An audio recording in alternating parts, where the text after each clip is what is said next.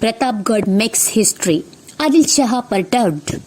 The court of Adil Shah at Bijapur was passing anxious days due to the growing exploits of Shivaji. The Sultan summoned all his Sardars to court to take stock of the situation. All the Sardars, including those known for their exploits and those comparatively unknown, attended. Badi Sahiba, the Twagger Queen, who personally looked after the Adil Shahi administration from Bijapur, was also present. The one question before the assembly was how to bring Shivaji to book and break his revolt. Badi Sahiba asked a straight question to her Sardars. Tell me, who is willing to march against Shivaji and put an end to his rebellion?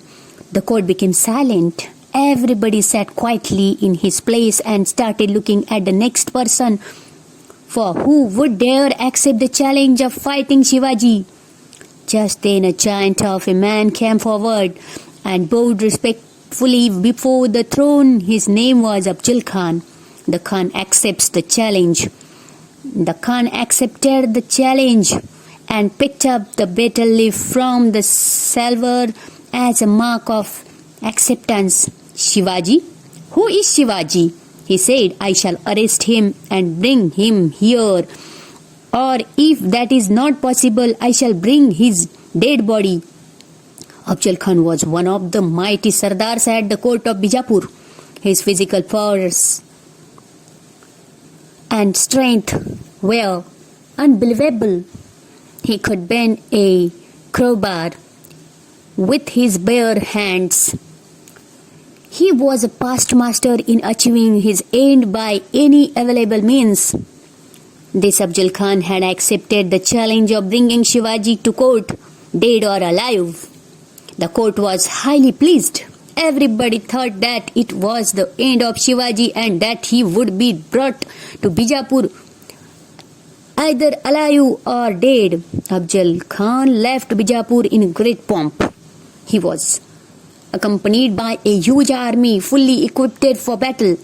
He was previously the Subedar of Vai for 12 years and knew the country well. He marched on Maharashtra full of pride and confident of success. Swaraj in danger. At this time Shivaji was at Rajgarh. He got the news of Afzal Khan's movements. He immediately saw that his Swaraj was in great danger. But he did not lose courage.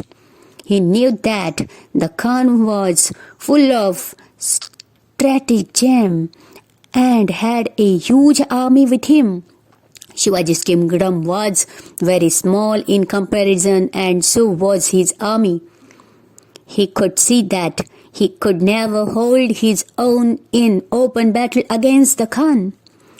His only hope was in some strategic move that would take the Khan by surprise.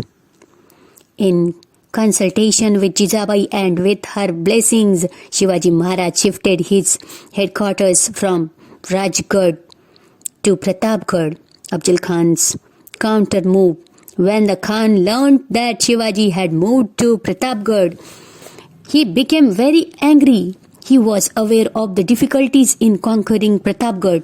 It was surrounded by thick forest and high hills. There was no proper approach road to the fort, and it was very difficult to move his artillery. Besides, the jungles was full of wildlife. The Khan initiated many moves in the hope of bringing Shivaji down to the plains. He attacked the holy cities of Pandharpur and Tuljapur. He harassed the people. He was hopeful that these tactics would bring Shivaji down to the plains. But Shivaji proved too clever for him. He refused to leave Pratapgad. Then the Khan changed his tactics. In a spirit of apparent friendliness, he sent a message to Shivaji. You are like a son to me. Come and see me. Return our forts, and I shall see that Adil Shah makes you a Sardar at his court. Tit for tat. Now what did Shivaji do? See, now Shivaji quickly saw through the Khan's offer. He was taking no chances. He decided somehow to persuade the Khan to come up to the fort. In reply to the Khan's message, he said, Khan Sahib, I am guilty of having captured your forts. I must have your promise of pardon for this. Please come and meet me at the foothills of Pratapgad. I'm really afraid of coming down to the plains to meet you. This reply of Shivaji pleased Afzal Khan. Passing his fingers through his beard, he smiled and said, This is good news. What can Shivaji do against the mighty Afzal Khan? He has no guts to fight me. I shall myself go to Pratapgad and put an end to his life when we meet. So he agreed to Shivaji's proposal. The meeting place. The Machi on Pratapgad was chosen as the meeting place. A date and time was fixed. It was agreed that each one would be accompanied by a servant and followed by 10 bodyguards at a distance. A special road was constructed for the convenience of the Khan and a big shamiana put up for the meeting. Every move of Shivaji was marked by great caution. He divided his army into small units. Each unit was told where to hide and when and how to act. He took every measure for safety and left nothing to chance. Many of his advisers tried to dissuade him from meeting the Khan. The Khan's word could not be trusted, but Shivaji brushed aside this advice and decided to meet the Khan as agreed. Before the meeting, on the day of the meeting, Shivaji visited Bhavani's temple in the morning and took darshan. Soon after, he started putting on his ceremonial clothes. He wore his survar and coat of mail.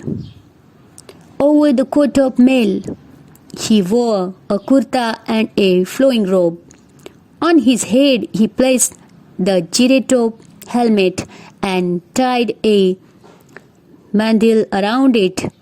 He fitted Wagnak into the fingers of his left hand. Hidden inside the left sleeve was a bichwa and he carried the dandapatta in his hand.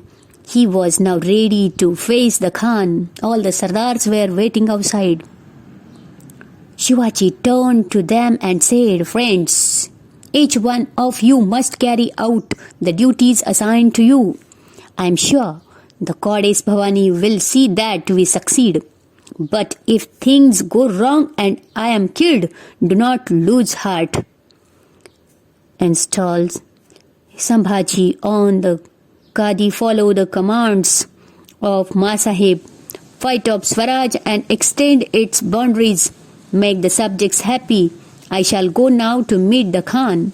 He was accompanied by his Vakil Pantaji Gopinath and 10 bodyguards including Jivaji Mahla and Sambhaji Kauji, Yesaji Kank, Krishnaji Gaikwad, Siddhi Ibrahim and others. When Shivaji reached the Shamiana, he saw that the Khan had already arrived.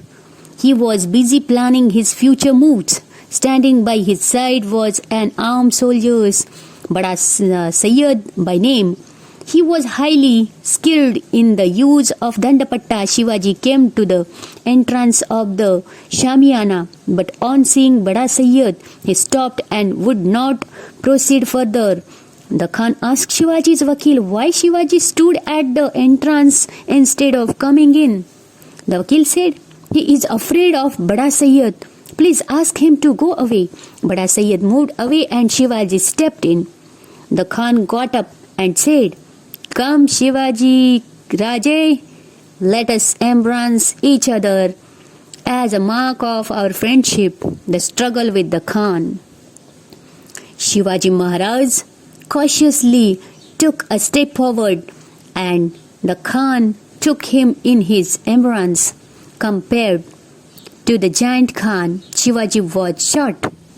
He reached only as far as Khan's chest. At the same moment, the Khan held Shivaji's neck in his iron grip and stabbed him on the side with his dagger.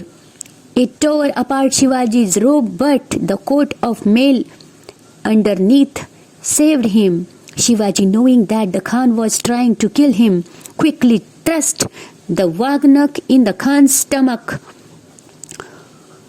Drawing out the bichwa with his right hand, he drove it into the Khan's stomach and tore apart his guts. The wounded Khan fell down, and Khan's Vakil, Krishnaji Bhaskar, came forward and attacked Shivaji with his sword. But Shivaji killed him with one stroke of the patta. When Bada Sayyid heard the shouts and noise, he rushed into the Shamiana. As he was about to strike Shivaji, Jivaji Mahalla came between them and killed Bada Sayyid with one stroke. Because of Jiva, Shiva was saved. Became a common saying afterwards. Sambhaji Kauji displayed great bravery in this conflict. The rout of the Afzal Khan's army. Thus with triumph, Shivaji went up to the fort. The gun bloomed and gave the signal. On the instant, Shivaji's troops came out of their hiding and attacked the Khan's army. The Khan's army was completely unprepared for the attack and was caught in a difficult terrain. They could not even run away to save their lives. The Maratha troops chased them in hot pursuit and destroyed the whole of the Khan's powerful army. Fazl Khan, Afzal Khan's son, who escaped with great difficulty, reached Bijapur. His account of the disastrous campaign spread gloom over the whole of Bijapur. Shivaji thus humbled the most powerful Sardar of the Bijapur court. His fame spread everywhere. The songs of his exploits were heard in the hills and valleys of Sahyadri.